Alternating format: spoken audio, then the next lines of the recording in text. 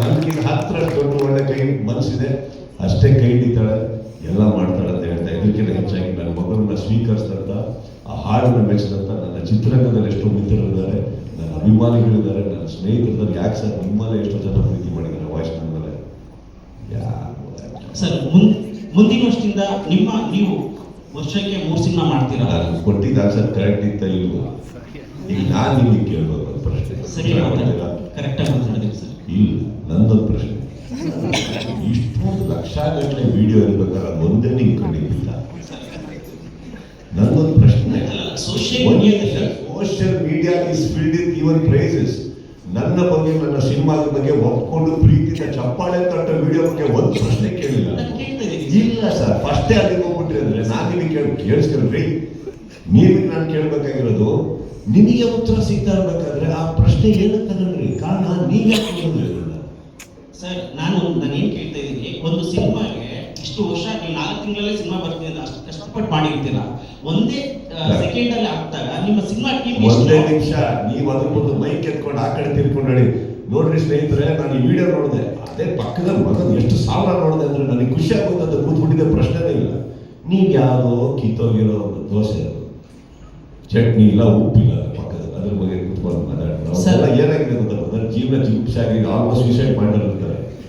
ನಾಳೆ ನನಗೆ ಸತ್ತೋದ್ರು ಅವ್ರ ಬಗ್ಗೆ ಮಾತಾಡೋದು ಭಾಳ ಬರೀತಾರೆ. ಒಳ್ಳೊಳ್ಳೆ ಕನ್ನಡಿಗರ ಬಗ್ಗೆ ಮಾತಾಡೋಣ ಬನ್ನಿ ಸರ್.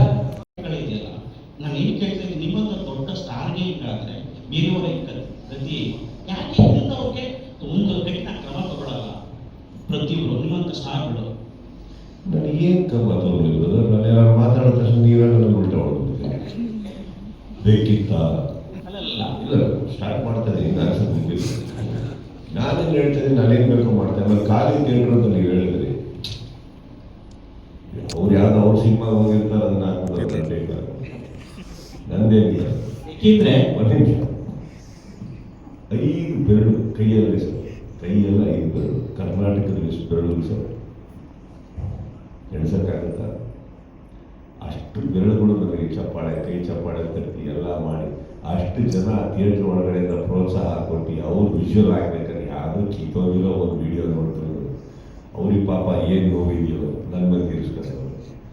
ಅವೆಲ್ಲ ತಲೆ ಕೆಡಿಸ್ಕೊಂಡ್ಬಿಡ್ತೀವಿ. ಚೆನ್ನಾಗಿಟ್ಟಿರಲಿ, ಅಟ್ಲೀಸ್ಟ್ ನೀವು ನೋಡೋದ್ರಲ್ಲ ವಿಡಿಯೋ, ನಂಗೆ ಅದ್ರ ಬಗ್ಗೆ ಖುಷಿ. ನಾನು ನೋಡಿದ್ವಿ ಸರ್, ಒಂದು ಸಿನಿಮಾಗೆ ನೀವೇ ಹೇಳ್ತೀರಿ ಅಲ್ಲ, ಮುಗಿತಾರೆ ಯಾವುದೆಲ್ಲ ಯಾರೋ ಸರ್ ಇಲ್ಲಿ ಸೆಲೆಬ್ರೇಷನ್ ಮಾಡಿದ್ರಲ್ಲ, ಅವ್ರ ಬಗ್ಗೆ ಮಾತಾಡಿ ಸರ್, ಅವ್ರ ಬಗ್ಗೆ ಮಾತಾಡಿ. ಸರಿ ಸರ್, ನಾನು ಬೆಂತಟ್ಟಿ ನಿಂತ್ಕೊಂಡು ಪ್ರೀತಿಯಿಂದ ಆಗ್ತಾರಲ್ಲ ಸರ್, ಅವ್ರ ಬಗ್ಗೆ ಮಾತಾಡಿ. ಕೈ ತುತ್ಕೊಡೋಕೆ ನಮ್ಮ ತಾಯಿದ್ರಲ್ಲ, ಅವ್ರ ಬಗ್ಗೆ ಮಾತಾಡಿ. ಯಾರೋ ಕುತ್ಕೊಂಡು ಯಾವುದೋ ಒಂದು ವಿಡಿಯೋ ಬಗ್ಗೆ ಮಾತಾಡಿದ್ರು ಸರ್, ಇಲ್ಲೇ ನಾವು ಚೀಪ್ ಆಗೋದು.